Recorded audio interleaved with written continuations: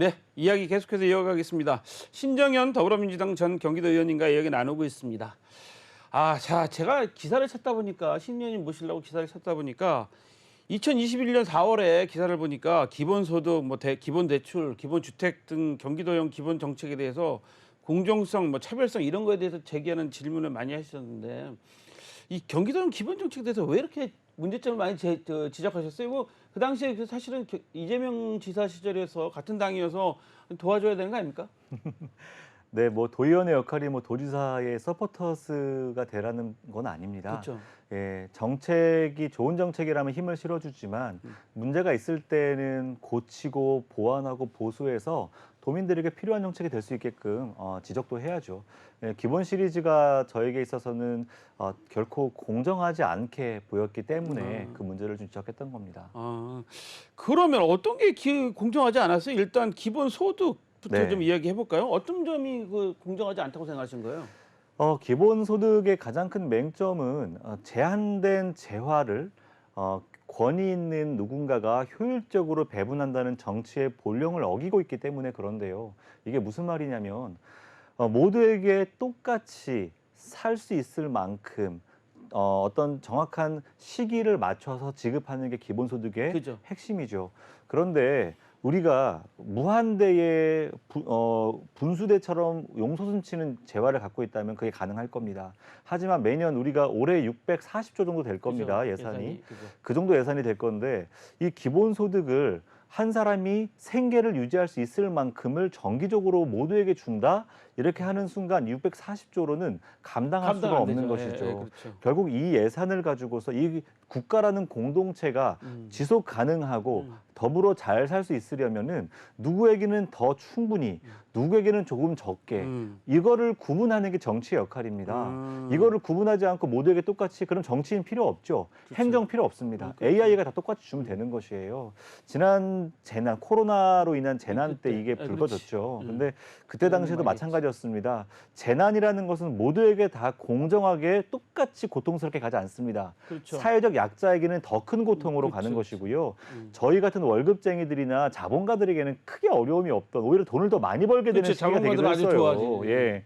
그런데 모두에게 똑같이 수조 원의 돈을 준다라는 건 저는 도저히 동의할 수가 없었고요. 그래서 불난 곳에 더 많은 물을 붓듯이 현재 코로나로 인해서 고통받는 자영업자, 일용직 노동자, 프리랜서, 저소득층, 차상위 계층까지 실시간으로 파악할 수 있는 시스템이 이미 갖춰져 있기 때문에 그들에게 더 충분히 두텁게 지급하자라는 게 제 입장이었고 그래서 재난 기본소득을 저는 끝까지 좀 반대를 했던 입장이었습니다. 아하, 그러니까 이 보편적이냐 차별적이냐 이런 것들에 네. 대한 건데 우리 시장님께서는 그 보편적인 것보다는 예. 좀 차별적으로 예. 좀 어려운 분들한테는 좀 더 많이 지급하고 예. 기본적으로 소득이 많거나 예. 재산이 많은 분들한테는 좀 적게 해서 좀 차별화시켜야 되는 거 아니냐 그런 의견인가요? 조금 이제 단어를 좀 다 바꿔볼게요. 예. 보편과 차별의 접근은 좀 틀린 접근이라고 예, 봐요. 예. 둘 다 보편입니다. 다만 맞춤형으로 보편을 할 것인가, 무차별적으로 보편을 할 것인가. 기본소득은 무차별적으로 똑같이 보편하겠다는 거고요. 제가 말하는 방식은 맞춤형을 통해서 보편화하겠다는 것이고 그것이 공동체를 지속 가능하게 만드는 방법이다. 이렇게 제가 말씀을 드리는 겁니다. 예. 그러니까 맞춤형으로 하자. 맞춤형 보편화. 예. 제가 용어로 좀 너무 세게 썼더니 좀 말씀하신 것 같아요. 아닙니다. 자, 여기서 보면 제가 그 기사를 꼼꼼히 읽어보니까 기존 청년 사업 일몰 문제가 발생했다. 이런 지적도 하셨었어요. 예, 그게 무슨 말이냐면 기본소득이라는 재원을 마련하기 위해서 네. 사실은 31개 시군이 그렇죠. 이 엄청난 예산을 감당할 수가 없었어요. 없죠, 예. 이건 다시 말하면은 아까와 좀 다른 얘기인데요. 이 얘기는 청년 기본소득을 말씀하시는 거고요. 이재명 대표 당시 지사의 핵심 정책이 청년 기본소득 정책이었단 말이죠. 근데 그 만 24세 된 청년들에게 연 100만 원을 모두 일괄적으로 지급해 주다 보니까 31개 시군과 매칭되는 예산으로 지급을 하는 방식이었기 때문에 아. 31개 시군 중에는 자기 지역의 생태계에 맞게끔 예산을 짜놨다가 이 아. 예산을 맞추기 위해서 아. 기존에 있던 예산 사업들을 일몰해버리는 일들이 아. 벌어지는 거예요. 어. 이건 다시 말하면 기본소득 모두에게 똑같이 주기 위해서 당장 이 사업을 통해서 간절히 사업 지원을 받아야 되는 청년들에게는 강탈하는 일이 돼버릴 수가 밖에 아. 없었던 것이에요. 그래서 아하. 제가 그 문제를 지적했던 것이고 만약 그렇게 할 것 같았으면 100% 도비로 하셔라. 왜 그거를 시군에다가 이것을 그냥 의무화 시킴으로써 사실상 시군의 자연스러운 생태계를 반영한 정책들을 일몰시키냐. 이거를 제가 지적했던 것이었고요. 여기에 또 동의하는 시군의 의원들과 공직자들이 많았던 걸로 기억합니다. 기본소득의 맹점은 이런 데서도 나오는데요. 그 재원을 마련하기 위해서는 어쩔 수 없이 기존의 복지 정책들을 없애거나 줄일 수밖에 없다라는 맹점, 이것도 존재했기 때문에 저는 찬성하기 어려웠죠. 아, 그러니까 예, 기존에 예. 있던 그 청년 뭐 지원 사업 같은 것들을 예산이 없으니까 그것을 주기 위해서 그 예산을 이쪽으로 다 옮겨보니까 그 사업을 할 수 없게 됐다. 예. 뭐 이런 말씀이신 거네요. 예. 뭐 보니까 기본 대출, 기본 주택 문제도 있었어요. 이거는 뭐예요? 쉽게 얘기하면 이런 거예요. 기본주택을 하기 위해서는 모두에게 다 주택 제공을 하겠다라는 거거든요. 사실 지금의 분양은 어떻게 이루어지는지 다들 아시잖아요. 더 열악하고 또 그죠. 생계가 쉽지 않은 네. 분들 중심으로 또는 신혼부부나 고령자들 중심으로 네. 또 장애인들 중심으로 우선 지급을 하죠. 네. 근데 기본주택은 모두에게 소득에 제한 없이 주겠다라는 거예요. 이렇게 돼버리면 어떻게 됩니까? 우리가 그때 이제 기본주택도 도심 한가운데 역세권에 주겠다 이렇게 또 어휴. 멋지게 포장은 했지만 여기에 가장 큰 문제는 뭐냐면 정말로 그 주거가 절실한 저소득, 장애인, 고령자, 청년, 신혼부부들 이런 사람들은요. 더 치열한 경쟁에 들어갈 수밖에 없는 거예요. 소득이 많은 사람이 조금은 그치, 더 그치. 아껴서 역세권에 좋은 집에 갈 수 있다. 여기에 들어가지 않겠습니까? 다 지원을 하겠죠. 그러면은 결국은 더 치열한 경쟁 속에 사회적 약자를 몰아넣는 것이기 때문에 이것 또한 기본주택은 큰 한계가 있는 것이고요. 그리고 매달 내는 돈이 정말 그때 당시 75만 원짜리가 있었고 뭐 85만 원, 100만 원짜리가 있었어요. 기본주택에는. 그런데 소득이 끊기는 60세, 65세 이후에 이 집이 이 사람에게는 도움이 아니라 짐이 될 수 있는 거죠. 그 소득이 없는데 70만 원, 그렇지, 100만 원 그렇지. 어떻게 감당합니까? 그렇지, 이거 대책이 그렇지. 있습니까? 물어봤을 때 대책이 없다는 거예요. 음. 그러한 문제들. 그래서 충분히 고민하고 보완되지 않은 정책이라 반대를 했던 것이고요. 기본대출도 마찬가지 아닙니까? 제한된 재원 안에서 모두에게 다 빌려주겠다 해버리면 그 돈이 더 절실하게 필요한 시민들, 도민들에게는 그 기회가 주어지지 않는다라는 것이죠. 모두에게 똑같이라는 이 포장 속에는요, 약자들은 더 치열한 경쟁 속으로 들어가라고 떠미는 그런 좀 비정한 정치의 뒷면이 있다라는 거를 저는 좀 고민했던 것입니다. 아하, 그렇군요. 지금 말씀 들어보니까 좀 더 고민을 하고 좀 정책을 해야 된다. 재원이 한계가 있기 때문에 좀 더 고민해서 좀 맞춤형으로 지원해 줄 수 있는 그런 것으로 가야지 복지라는 게 그냥 일률적으로 가다 보면 재원도 부족하고 오히려 약자들이 더 경쟁에 노출된다. 예. 뭐 이런 차원, 약자를 너무 많이 생각하시는 것 같은데. 여기서 또 한 가지 더. 예.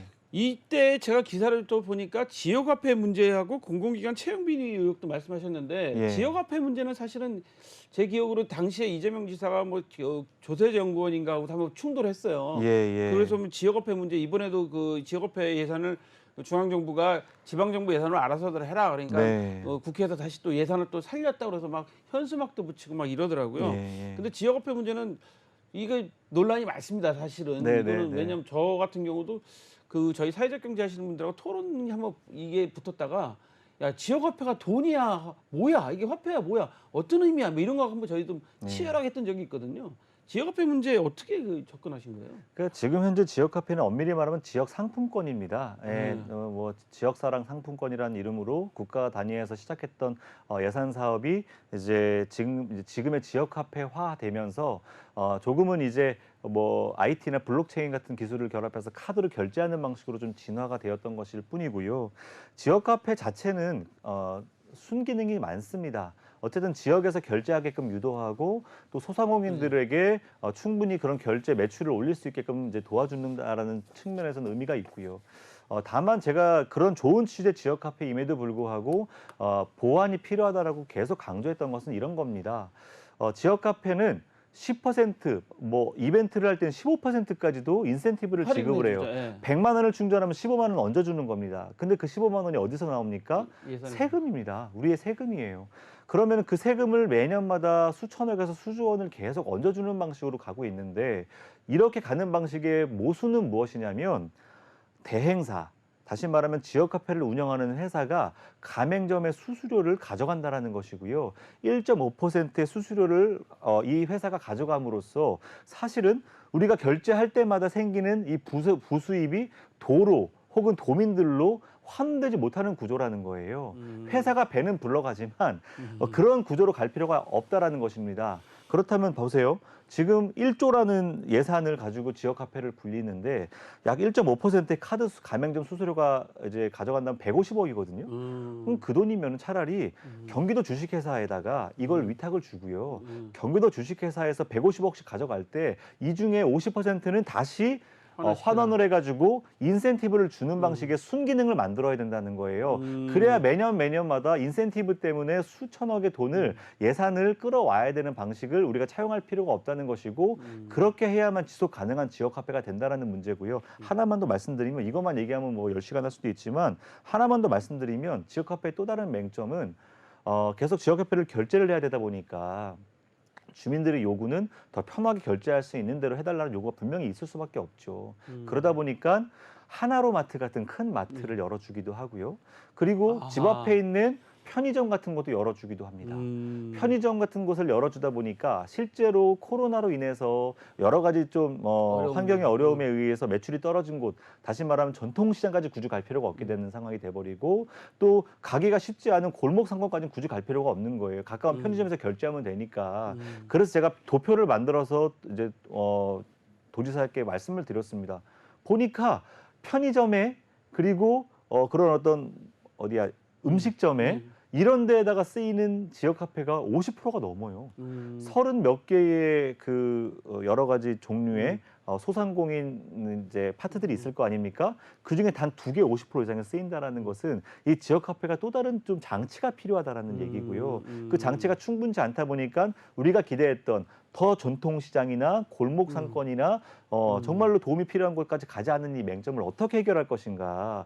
사실 이 문제는 지금까지도 해결되지 않고 있기 때문에 좀 경기도나 국가 차원에서 해결책을 꼭 만들어야 된다라고 말씀드리고 싶습니다. 아하, 지역 화폐 문제는 사실은 저도 우리 신년 의원에 동의하는 게 이게 쏠림 현상이 있기 때문에 전체적으로 사실 이 서민 그 소상공인한테 골고루 가야 되는데 쏠림 현상이 있기 때문에 이런 문제점들이 있고 이거는 뭐 경기도 차원뿐만 아니라 국가 차원에서 사실은 다른 지자체에서 하는 지역화폐도 마찬가지이기 때문에 좀 해결책이 좀 필요할 것 같다는 생각이 들어갑니다. 여기서 지금 제가 여쭤보고 싶은 게 네. 여기 지금 우리 대본에 또 없는 거 하나 더. 그 18세 선거권이 18세로 낮춰졌잖아요. 예. 그러니까 그 고3도 이제 투표를 한단 말이죠. 생일이 지난 고3이죠. 그러면 이제 국회의원 피선거권이 25살에서 이제 더 낮춰졌죠. 낮춰졌습니다. 예. 대통령은 40세로 그대로 고정돼 있어요. 예. 저는 대한민국이 약간 그 후진국형 정치를 보이는 게 뭐 핀란드, 뉴질랜드, 뭐 캐나다 젊은 정치인이 나와서 잘하고 있다고 하면서 우리는 막상 젊은 정치인들은 40이 돼야지 그 대통령 선거에 나갈 수 있게 막아놓고 있어요. 맞습니다. 이거 어떻게 생각하세요? 이게 부당하죠. 예전은 제가 18세 선거권 운동을 시작했던 2000년만 해도 그때만 해도 청소년들에게는 선거권과 피선거권이 아예 없었어요. 국회의원으로 갈 수 있는. 지금은 2019년에는 이제 법 개정을 통해서 만 18세 청소년들에게는 국회의원이 될 수도 있는 시장도 될 수 있고 도지사도 될 수 있게 되었습니다. 근데 유일하게 하나 막혀 있는 게 있어요. 대통령입니다. 만 40세가 넘어야 한다라는 아마 헌법 67조에 그것이 이제 기재가 되어 있는데요. 이게 아주 오래전 재헌헌법에서부터 시작된 대통령쯤 되려면 나이는 40좀 넘어야지라는 우리나라 특유의 유교 사상이 반영이 되어 있는 건데요. 저는 뭐 당장 이것을 만 18세 맞출 수 없다면 만 35세 혹은 30세까지 단계적으로 낮춰보자. 예, 여기에 대한 국민들의 공감대는 얼마든지 있기 때문에 충분히 가능하다. 아까 뭐 뉴질랜드 총리도 말씀하셨고 캐나다 총리도 얘기가 되고 있고요. 지금 어디 프랑스 총리도 대통령도 마찬가지 않습니까?